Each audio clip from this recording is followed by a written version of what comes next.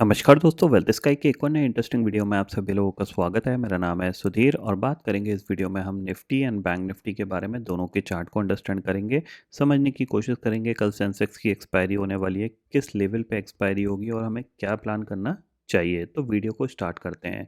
सबसे पहले video start करने से पहले सबसे पहले इंपॉर्टेंट अनाउंसमेंट है जो रिगार्डिंग द मेंबरशिप। देखो, जो भी लोग मेंबरशिप ले रहे हैं वो क्या करें, प्लीज़ मेंबरशिप पोस्ट में ही जाके, जब आप मेंबरशिप ले लोगे चैनल पे जाके, आपने जब मेंबरशिप ले ली ज्वाइन बटन करके, तो आप इस पोस्ट में जब जाओगे ना, इस पोस्ट में आपको यहाँ पे एक लिंक मिलेगा, व्हाट्सएप कम्युनिटी लिंक मिलेगा। इस लिंक से आप कम्युनिटी को ज्वाइन कर लीजिए। अगर मैं मार्केट एट 11 का वीडियो नहीं डालता हूँ, बट इसके अंदर पूरे अपडेट देता रहता हूँ कि हमें कब ट्रेड लेनी है, कब कौन सी ट्रेड प्लान करेंगे, डे हाई डे लो का सेटअप कैसे बनता है, वो सारी चीज़ें मैं इसमें शेयर करता रहता हूँ। तो अगर आपने मेंबरशिप बाय करी है, तो अगर आपको कुछ अपडेट नहीं मिल रहा है, तो आप इस कम्युनिटी लिंक से जाके आप व्हाट्सएप कम्युनिटी को ज्वाइन कर लीजिए।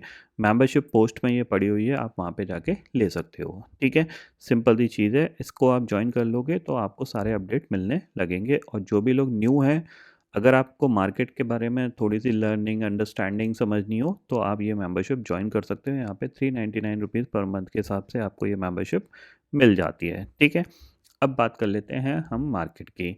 सबसे पहली चीज़ आती है कि यहाँ पे अगर आप देखोगे, तो आज मार्केट ने क्या किया, एक गैप डाउन ओपनिंग देखने को मिली और गैप डाउन ओपनिंग के बाद एक रिकवरी आई। 25,800 के ऊपर सस्टेन नहीं कर पा रहा है। इसका मतलब क्या है?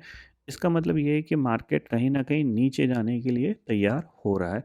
ये चीज़ आप थोड़ा सा ध्यान में ज़रूर रखिएगा। ठीक है, तो हमें क्या करना है, देखो सिंपल सी चीज़ है। कल भी मैंने आपको बताया था कि बाय हम कब करेंगे। बाय जब तक मार्केट इस लेवल के ऊपर सस्टेन्ड नहीं करता, तब तक हमारा बाय नहीं बनता।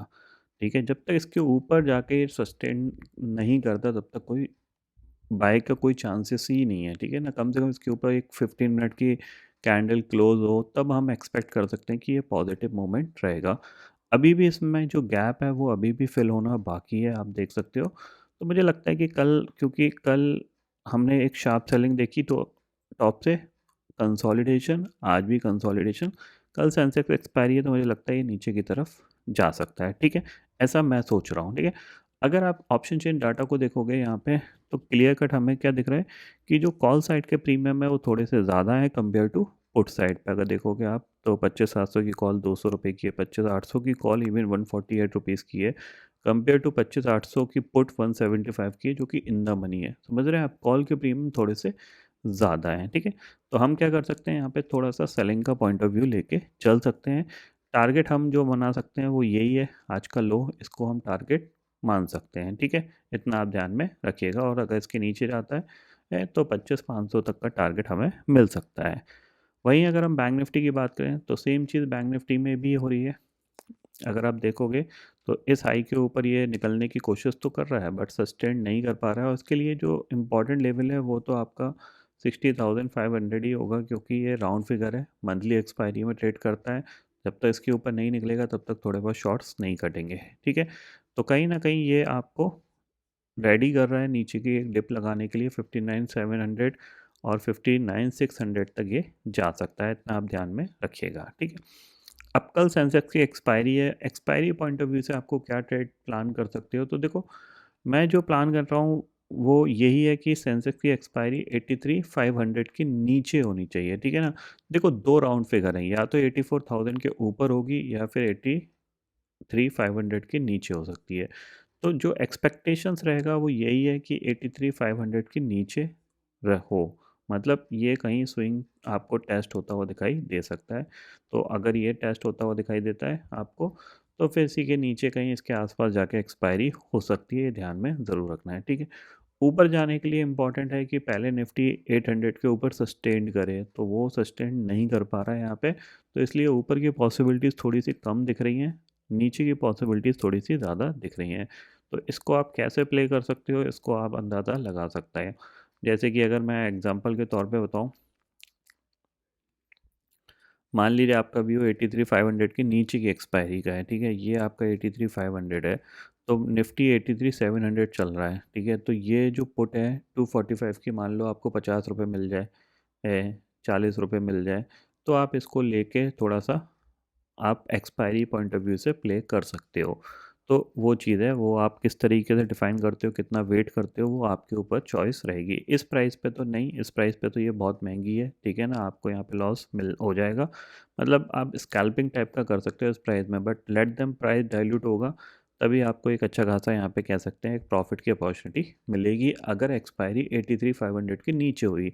अगर 84,000 के ऊपर गई तो सेम इसका अपोजिट आप प्लान कर सकते हो कि अगर आपको लगता है 84,000 के ऊपर होगी तो आप कॉल साइड के हिसाब से आप थोड़ा सा प्लान कर सकते हो, ठीक है। यहाँ पे बिकॉज 83,500 के ऊपर सस्टेन नहीं कर 25,800 के ऊपर सस्टेन नहीं कर पा रहा है, इसलिए हम थोड़ा नीचे का प्लान कर रहे हैं, और गैप हमारे पास दिख रहा है, सेलर को क्लियर कट एक गैप दिख रहा है, तो अगर फॉलोअप में सेलिंग बढ़ी तो ईजिली ये 25,400 तक बहुत ईजिली निफ्टी जा सकता है, ये ध्यान में ज़रूर रखना है, ठीक है। बाकी ग्लोबल मार्केट अगर आप देखोगे तो ग्लोबल मार्केट तो कल एक सेल ऑफ देखने को मिला था आईटीज़ में, जिसकी वजह से हमारे आईटीज़ भी गिरे हैं, ठीक है। बट अभी डाउ फ्यूचर करीब 150 पॉइंट ऊपर है, नास्डेक फ्यूचर करीब 10 पॉइंट प्लस दिख रहा है।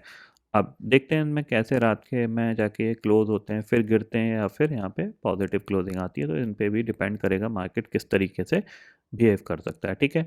बहुत बड़ा कुछ मैं ज़्यादा प्लान नहीं कर रहा हूँ, मतलब सिर्फ इतना सा ही है कि 83,500 के नीचे जाके या 83,500 के आसपास जाके एक्सपायरी हो सकती है, ये ध्यान में रखिएगा, क्योंकि कल का दिन भी कंसोलिडेशन का था, आज का दिन भी कंसोलिडेशन था, तो हो सकता है कल आपको एक्शन देखने को मिले किसी भी रीज़न से।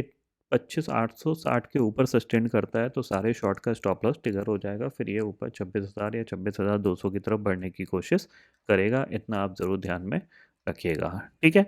तो फिलहाल दोस्तों इस वीडियो में इतना ही है। आई होप ये वीडियो आपको पसंद आएगा, वीडियो पसंद आता है तो लाइक और शेयर ज़रूर करिएगा, और चैनल को जो सब्सक्राइब कर लीजिए, क्योंकि मैं सुधीर लेके आता रहूँगा हर दिन आपके लिए नए नए वीडियो।